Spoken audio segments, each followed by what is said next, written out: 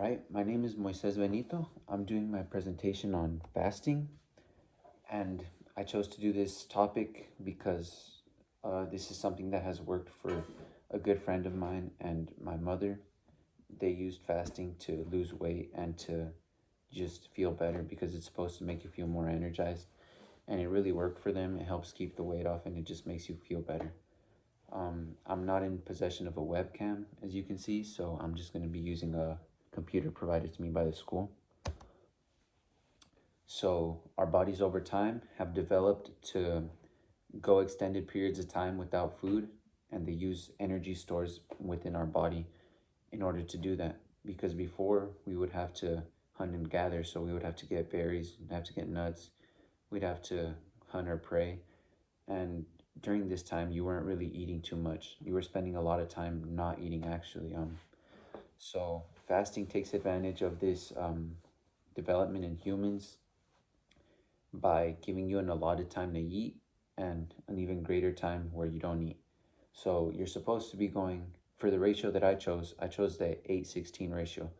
During the 8 hours, you're supposed to be eating normally, almost like almost like you would normally be eating, breakfast, lunch, and dinner. But then for the rest of the 16 hours, you should only be drinking liquids with preferably no added ingredients. And the way this works is that your body, generally, when people are going about in their day to day lives, they'll be eating throughout the day, breakfast, lunch, and dinner, but very spread out. And they'll be eating snacks in between that. And this is not necessarily good because a lot of people, especially in the United States, live a very sedentary lifestyle. So they go eating throughout the day and they don't really use those calories. They're running on those calories rather than running on the fat stores that they have within them.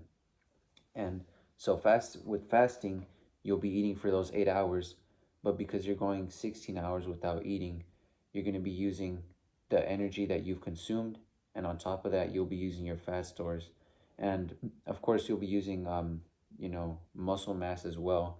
But research done by Mayo Clinic and many other reputable websites shows that in comparison to the muscle loss, you actually lose more fat. It's actually very beneficial. And it's actually beneficial for people who really want to stay lean and all that good stuff. You're not losing a whole ton of muscle, you're losing more fat. And some benefits may include reduced inflammation, and that would include things like arthritis.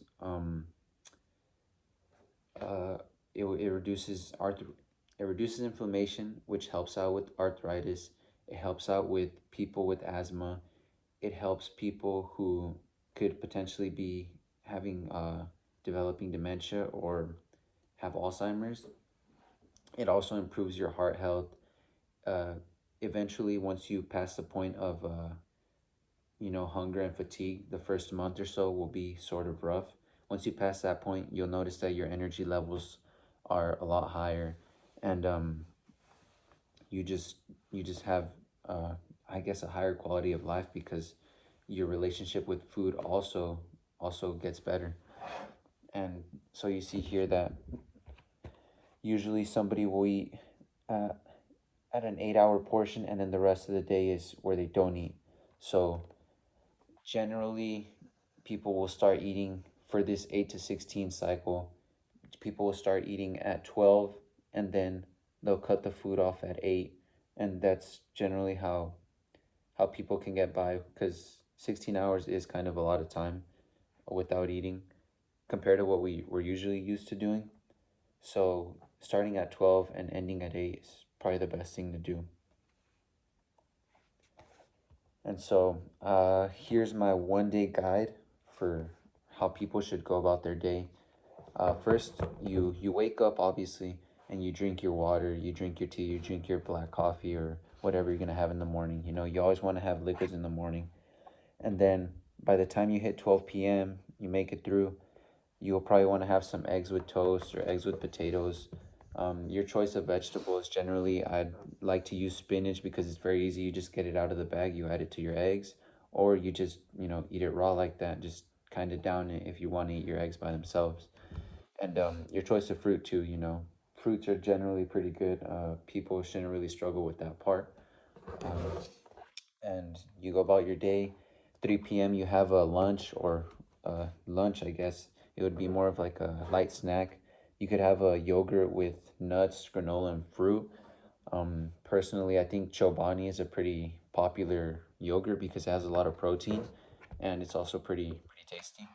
So it would probably be popular amongst younger people, such as myself. And around 6 to 7 p.m., you want to have your dinner. So that would include fish or chicken with quinoa or rice, and then you got your steamed or grilled vegetables, and another choice of fruits.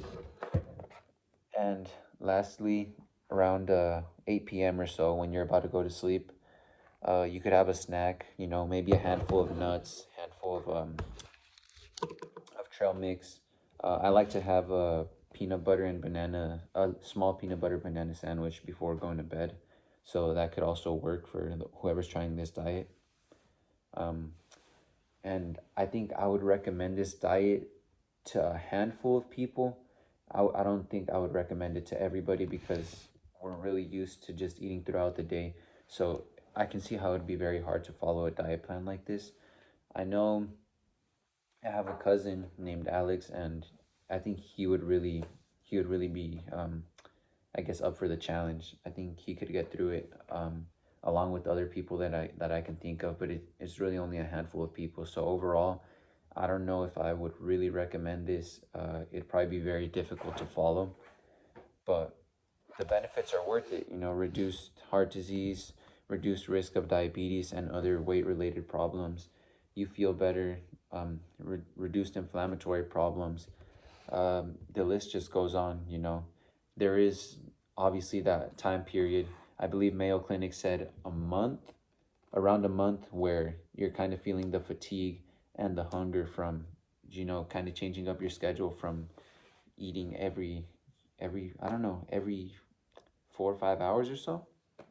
You're going from eating every 4 or 5 hours to eating within this 8 hour frame, and then just not eating for 16 hours. So yeah, uh, once you get over that though, I think the benefits really outweigh the cons of, you know, going through that, and it's really worth a try, but it'd just be very difficult.